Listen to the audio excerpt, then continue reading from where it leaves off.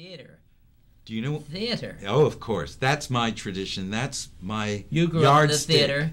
Well, you're Yes. from New York anyway. No, the I Jewish mean, area, you know. I grew up in San Diego. Oh, really? As a kid, we'd go to the Shakespeare Festival at the Oh, Old Globe okay, Theater, okay. and I said to myself, when Anthony Zerbe, playing Iago or whatever, Right. spit with such passion and it landed on my forehead, I said, I'm going to be an actor, and I'm going to be on that stage one day. And I was. I did. Who's your favorite actor? Do you have one? Who was or is? I have a whole slew of them.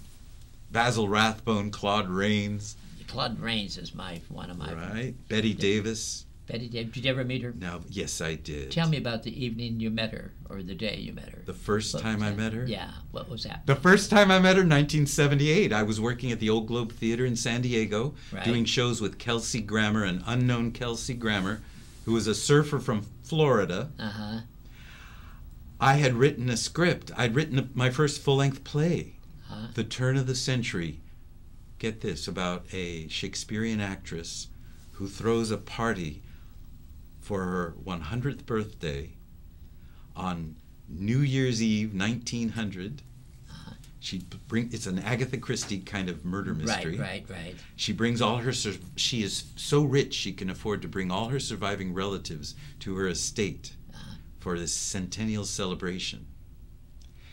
And everyone's as a play reading. It was done at the Old Globe as a stage reading. Kelsey Grammer was in it. He said, "Craig, you're a wonderful playwright."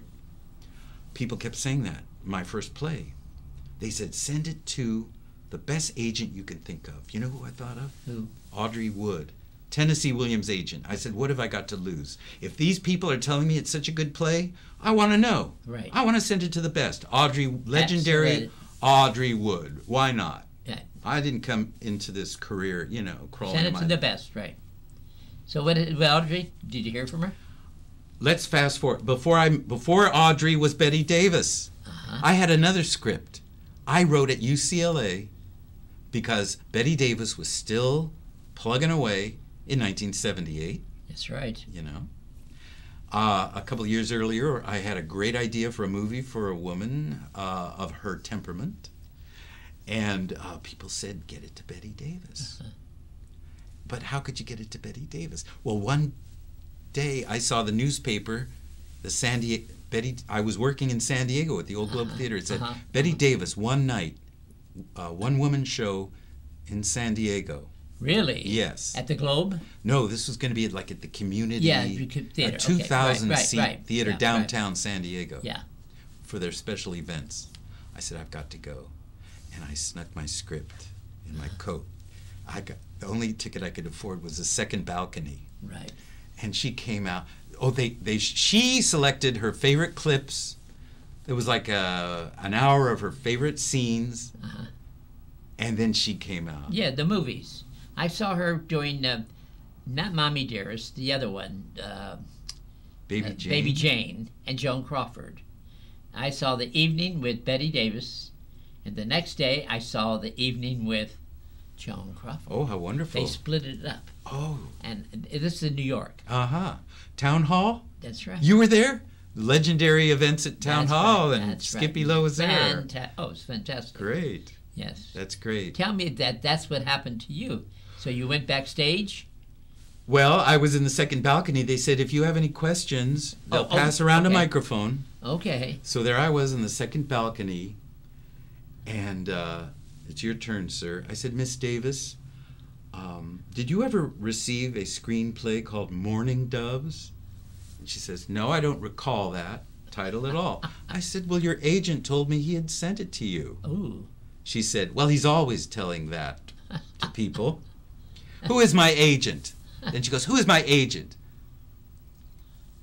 And I told her. The Paul Kohner Agency, and I talked to Walter Kohner, had a meeting in his office. He told me personally, I'm not making this up, Walter Kohner told me, I like this script, Craig. I'm going to send this to Bette Davis. He told me that. Word of honor.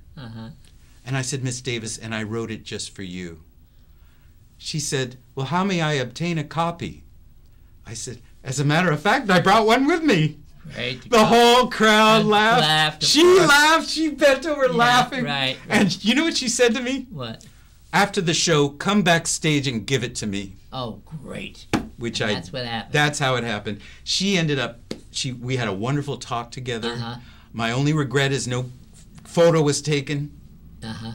I never got a photo with me and Bette Davis. That's okay. But I was she treated What me an so evening nicely. of you sitting in the balcony and then getting the mic and then talk about this. Great. Yeah.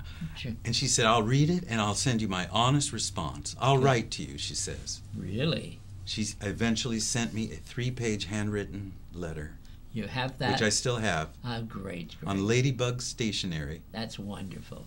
She moved in Havenhurst around the corner from me. And Flash forward about 10 years. Yes, I we met her did, again. You know what she said to me? You're a very good writer. She actually said that to me at a very young age. But you may not realize this, she wrote. I have just turned 70 years old. I'm too old to play this part.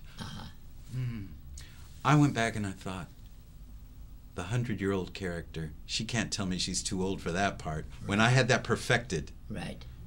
By that time, Audrey Wood had been incapacitated, poor thing. Oh. But her assistant, Mitch Douglas, who was at that time representing Tennessee Williams. Right. I'm talking about 1980, 81. Right.